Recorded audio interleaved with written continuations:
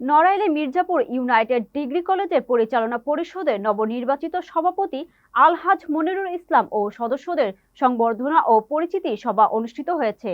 নড়াইল প্রতিনিধি রাসেল হুসেনের পাঠানো ভিডিও ও তথ্যচিত্রে থাকছে বিস্তারিত।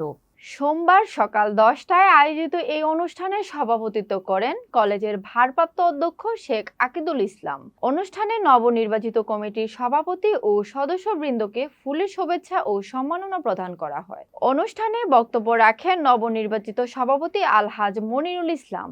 তিনি কলেজের উন্নয়ন ও শিক্ষার মানোন্নয়নে সকলের সহযোগিতা কামনা করেন।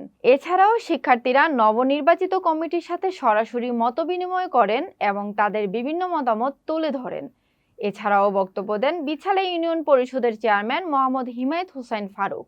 অনুষ্ঠানে নবনির্বাচিত কমিটির সদস্য সহ উপস্থিত ছিলেন বিছালে ইউনিয়ন বিএনপির সভাপতি কাজী হাসরাত, বিছালে ইউনিয়ন বিএনপির সাধারণ সম্পাদক আব্দুল আলিম মোল্লা, নায়েব নাজমুল সহ কলেজের শিক্ষকবৃন্দ, শিক্ষার্থী প্রতিনিধি এবং এলাকার গণ্যমান্য ব্যক্তিবর্গ।